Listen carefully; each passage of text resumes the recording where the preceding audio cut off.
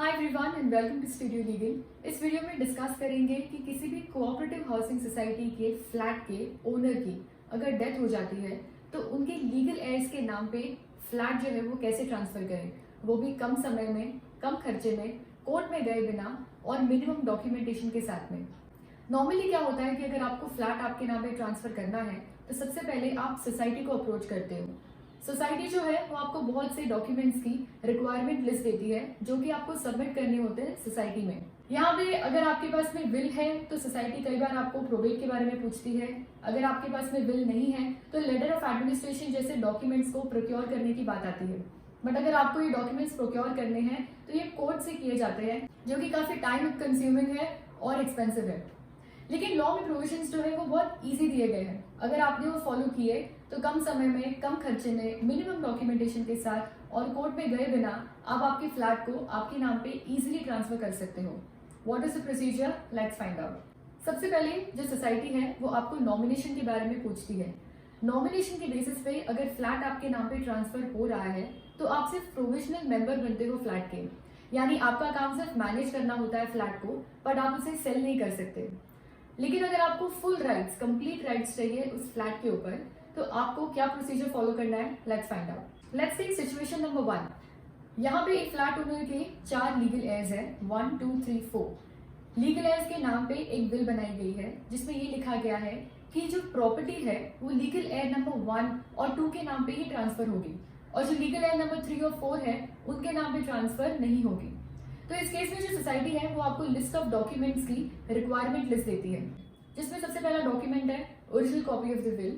Second most important document है NOC यानी non objection certificate, जो कि लीगल एयर्स नंबर 3 और 4 सबमिट करते हैं सोसाइटी में, जिसमें ये लिखा जाता है कि जो लीगल एयर्स नंबर 3 और 4 है उन्हें कोई ऑब्जेक्शन नहीं है कि जो फ्लैट है वो लीगल एयर नंबर 1 और 2 के नाम पे ट्रांसफर कर दे। तो थर्ड मोस्ट इंपॉर्टेंट डॉक्यूमेंट है इंडेमिनिटी, जो कि सबमिट किया जाता है लीगल एयर नंबर 1 और 2 के द्वारा। और फोर्थ है सोसाइटी ट्रांसफर फॉर्म्स। ऐसे कुछ फॉर्म्स हैं जो कि आपको फिलअप करके सोसाइटी में देने होते हैं ताकि जो फ्लैट है वो आपके नाम पे ट्रांसफर हो जाए। Let's take situation number 2। इस केस के अंदर लीगल एयर्स के नाम पे कोई भी विल बनाई नहीं गई है, तो इस केस में जो फ्लैट है वो किस तरीके से ट्रांसफर किया जाए लीगल एयर्स के नाम पे? Let's find out.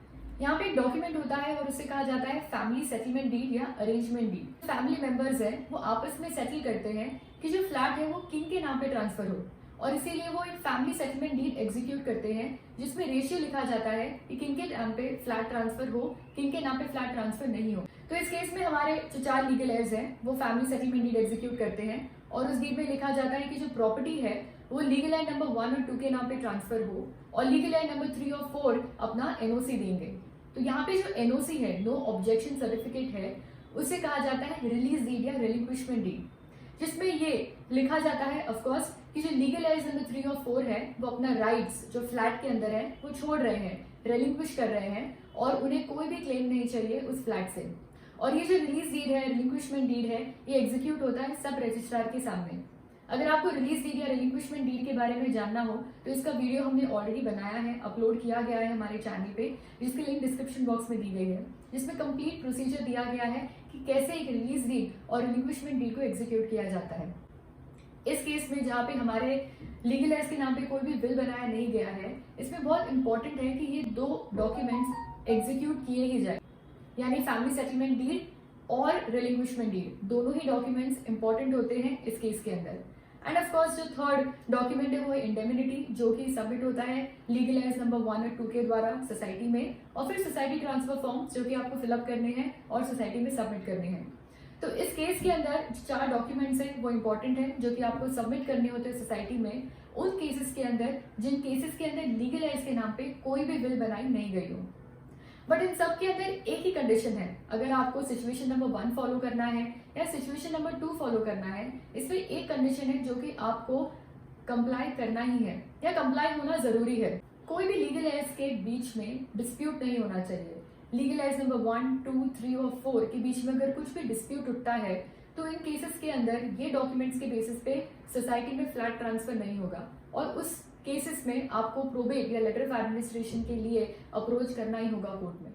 So this was it for today's video. If you have any doubts or suggestions, you can mention in the comment section below. And thank you for watching till the end. We will see you in the next one.